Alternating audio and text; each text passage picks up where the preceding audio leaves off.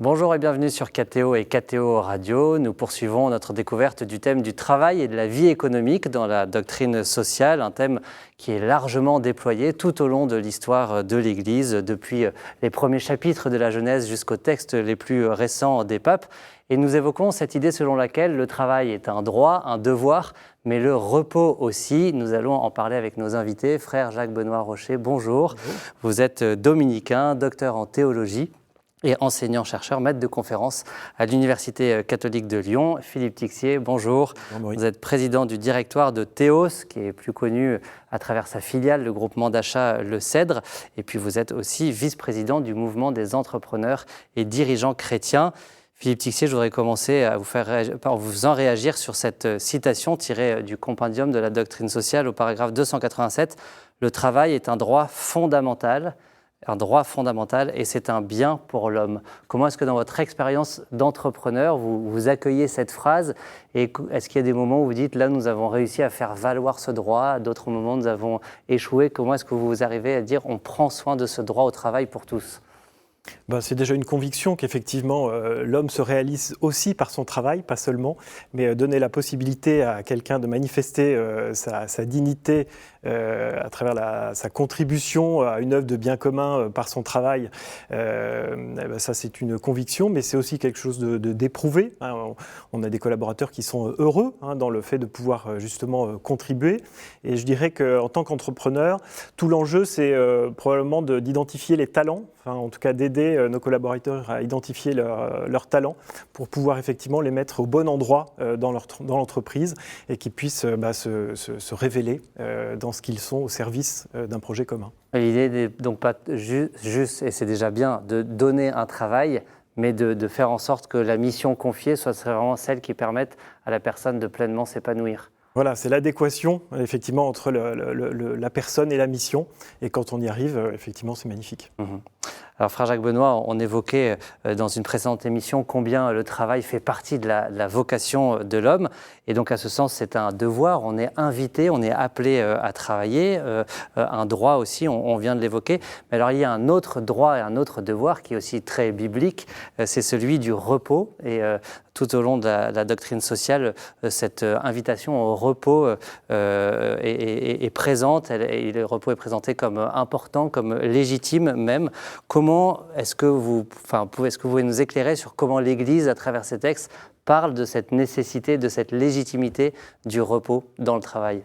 Alors, moi, j'aimerais bien qu'on ouvre plutôt le livre de la Genèse pour pouvoir voir quel est le fondement de tout ça. Et dans le livre de la Genèse, au moment de la fin de la création, des jours de création qui sont symboliquement présentés comme étant réalisés par Dieu, on nous dit que le Seigneur se reposa. Et souvent, on se dit, en fait, il a bien travaillé, du coup, il a droit à son jour de repos. On a l'impression que c'est parce qu'il a bien travaillé qu'il peut se reposer. Or, c'est plutôt l'inverse. C'est parce qu'il se repose que sa création est finie. C'est-à-dire que c'est parce qu'il introduit cette petite dose de gratuité dans son œuvre de création qu'il y a quelque chose qui est vraiment achevé. Et je crois que c'est comme ça qu'il faut l'entendre, le repos, au sens chrétien. C'est pas se dire uniquement il faut un jour de congé dans la semaine pour qu'on puisse être vachement plus efficace la semaine suivante. Ça n'est même pas non plus de dire uniquement il faut qu'on ait 1 heure pour aller à la messe dans la semaine et du coup on va éviter de travailler le dimanche. C'est vraiment se dire il y a un moment où l'être humain doit se dire je ne suis pas que productif au sens économique du terme. Il y a un moment où je dois me dire je m'arrête aussi pour me rendre compte qu'il y a d'autres réalités dans la vie qui comptent et notamment ma relation avec Dieu. Et je crois que cette dimension de gratuité, elle est absolument fondamentale. Je dirais peut-être encore plus à redécouvrir aujourd'hui. Jean-Paul II a écrit en 1998 un très beau texte sur le repos du dimanche. Et je trouve qu'il n'a pas perdu une ride. Il faudrait qu'on le relise souvent. Et je le dis aussi pour moi, parce que ce n'est pas toujours évident de se reposer. Oui, de s'appliquer à soi-même cette invitation au repos. Vous avez évoqué l'importance de ce temps de repos aussi pour ne pas perdre de vue la finalité de notre vie et cette relation à Dieu. Philippe Tixier, vous aménagez des temps dans votre entreprise et notamment par exemple le Vendredi Saint qui est systématiquement offert à chaque collaborateur. Est-ce que vous pouvez nous expliquer les raisons de cette proposition, de cette initiative ? Alors ça, c'est vraiment, il y a 28 ans, au démarrage de la première entreprise, Le Cèdre, il y a eu cette volonté, effectivement. Historiquement, Le Cèdre travaillait exclusivement pour des structures d'inspiration chrétienne. Donc nos adhérents ne travaillaient pas le vendredi saint, mais ce n'est pas la principale raison. En tout cas, voilà, en portant effectivement des valeurs chrétiennes, ça faisait sens pour nous, effectivement, d'offrir ce vendredi saint. Après, chacun l'occupe comme il le souhaite, mais en tout cas, c'est une invitation, c'est de la responsabilité, effectivement, de l'entrepreneur, de l'entreprise, de créer les conditions pour que les collaborateurs puissent avoir ces espaces de repos. Ça ne se limite pas à ça. Alors bien sûr, chez nous, on ne travaille pas le week-end, on est attentif à ça. Il y a une charte de déconnexion. Voilà, il y a des outils comme ça qui vont aider vraiment à la déconnexion de l'entreprise. Il y a aussi des modalités qu'on a mis en place comme l'annualisation du temps de travail pour les collaborateurs qui permet aussi de gérer plus facilement l'articulation entre temps de travail, contraintes personnelles. Voilà. Et donc tout ça, ça permet effectivement une respiration et on considère que nos collaborateurs sont responsables et donc dans le dialogue, mais voilà, ils doivent faire bon usage aussi de ces outils pour avoir une vie équilibrée. Je vais citer le catéchisme de l'Église catholique au numéro 2185. Pendant le dimanche et les autres jours de fête de précepte, les fidèles s'abstiendront de se livrer à des travaux ou des activités qui empêchent le culte dû à Dieu, la joie propre au jour du Seigneur, la pratique des œuvres de miséricorde et la détente convenable de l'esprit et du corps. Il y a aussi ce lien, on le voit, frère Jacques Benoît, entre ce temps de repos, en tout cas de déconnexion du travail, pour libérer du temps aussi pour les œuvres de miséricorde. Pour libérer du temps aussi, effectivement, pour sa famille, pour libérer du temps peut-être pour les personnes qui rapportent rien, on va dire, directement. Et ça, je crois que c'est important aussi de ne pas être tout le temps dans une logique uniquement calculatoire. Moi, j'aurais envie de dire que c'est important qu'il y ait le dimanche qui existe, peut-être le même jour pour tout le monde aussi. Alors évidemment, il y a des métiers qui doivent travailler le dimanche, mais pas trop vite aller dire chacun va trouver son jour de congé dans la semaine, mais qu'il y ait une respiration commune. Et puis, j'aurais envie de dire, un peu en écho avec ce que vous évoquiez, que c'est peut-être aussi important, surtout aujourd'hui, on est facilement inondé à travers nos téléphones, à travers nos mails, etc., par des sollicitations permanentes, de se dire il y a bien des moments aussi où je ne sollicite pas quelqu'un dans un cadre professionnel. Même si j'ai absolument besoin d'une réponse et que j'ai un collaborateur qui est en congé, ou si c'est le dimanche et que je veux absolument l'avertir de quelque chose, peut-être y réfléchir à 2-3 fois avant de le faire. Et ça, je crois que c'est aussi une manière de respecter concrètement le repos dominical. Et de ne pas perdre de vue, effectivement, qu'il y a cette phrase qu'on trouve aussi dans des textes de la doctrine sociale, que le travail est fait pour l'homme et non l'inverse.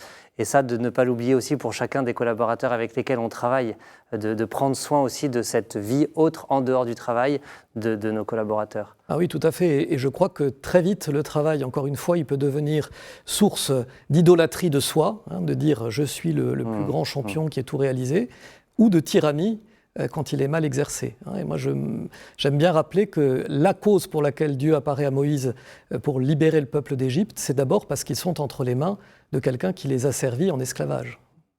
Comment, Philippe Tixier, on trouve le bon équilibre pour prendre soin de la vie de ses collaborateurs de façon intégrale, je pourrais dire, sans non plus être trop intrusif, c'est-à-dire qu'il y a le monde du travail, puis il y a la vie privée. Il ne s'agit pas non plus de chercher à régler tous les problèmes de la vie privée de ses collaborateurs, mais voilà, comment est-ce que vous essayez de trouver ce bon équilibre pour en même temps faire en sorte que l'articulation vie professionnelle et vie familiale soit la plus ajustée possible, sans pour autant que ce soit trop intrusif ou paternaliste?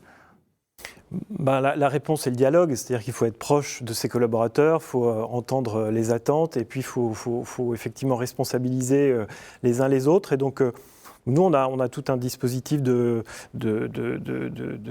collectif, on a un comité des œuvres sociales, on a un comité justement qui est vigilant aussi à tout ce qui touche aux risques sociaux, par exemple potentiellement dans l'entreprise, on a un CSE, on a vous formez vos collaborateurs aussi au parler vrai et à l'écoute active, ça c'est bien pour le dialogue. Voilà, en fait nous on est convaincus que finalement la performance de l'entreprise elle est liée à la qualité des relations. Donc en fait, on passe notre temps à essayer de soigner la relation dans l'entreprise.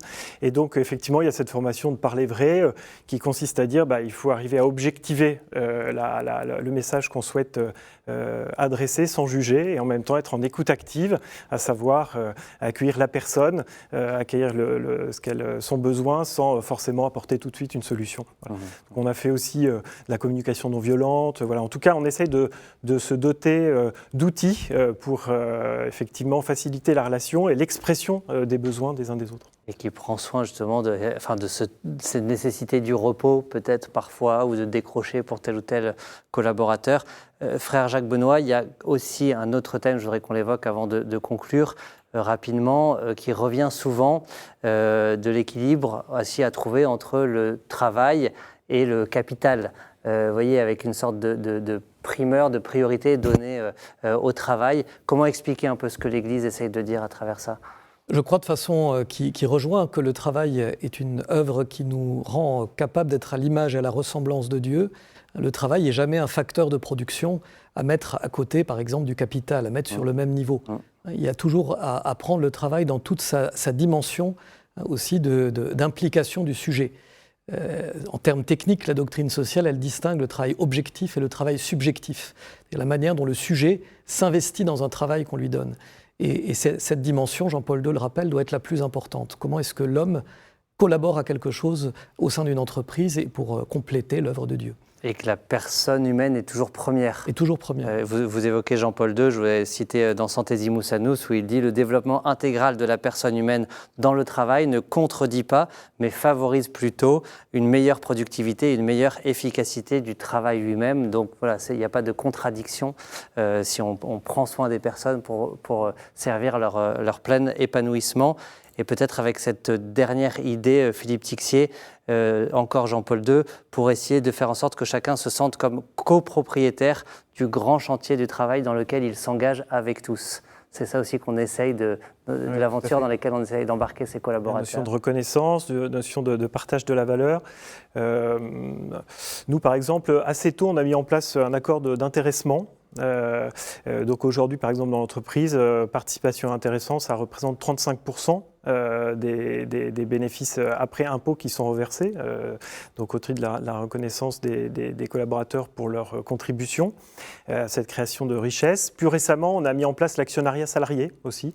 57% des collaborateurs du coup sont entrés dans ce dispositif. Voilà, donc là, je pense que c'était un peu la dernière brique, en tout cas, qui était à notre disposition. Ouais. Mais effectivement, voilà, c'est important d'utiliser tous les dispositifs à notre qu'on peut mettre en œuvre pour porter le souci du partage de la richesse.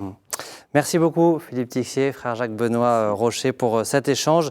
Frère Jacques Benoît, je cite 2 livres que vous avez publiés aux éditions du Cerf. L'Église catholique est-elle anticapitaliste ? Ça, c'était il y a un peu plus longtemps. Et puis plus récemment, Découvrez la doctrine sociale avant d'aller voter. Des ouvrages qui permettent d'aller plus loin sur ces sujets. On vous retrouve dans une prochaine émission. À bientôt.